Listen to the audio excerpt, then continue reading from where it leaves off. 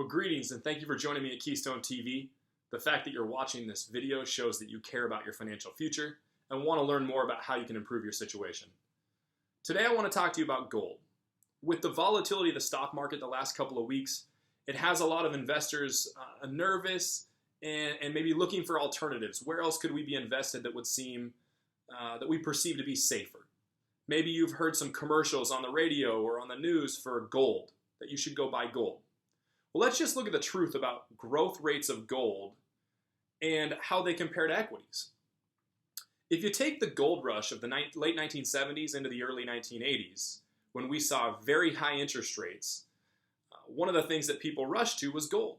On the New York Mercantile Exchange, it was trading at $835 an ounce in January of 1980. Seemed like a surefire investment, can't miss. Why wouldn't you want to invest in gold? Well, here's why you wouldn't want to. The next 235 months, gold dropped in price, bottoming out at about $235 an ounce in 1999. That's 19 years later. It then took 7.5 more years before gold recovered back to its $835 an ounce price that it was at in January of 1980. So to do the math there, it took 27 years to recoup your original investment in gold. Can you imagine that? Can you imagine a stock investment? I mean, oftentimes we're upset if our stocks have a correction and they take a year or two to get back to its value.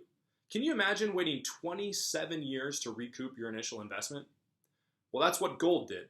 So the next time you hear a gold commercial or maybe your advisor talks to you about gold, keep this in mind and again, remain prudent to a disciplined strategy. We don't want to go chasing things like gold because it may seem like a good idea. That's the facts of gold. And I'll be addressing a few of the other facts of gold relative to interest rate correlation and some other things in future videos. Thanks a lot for joining me, and I hope you have a great day.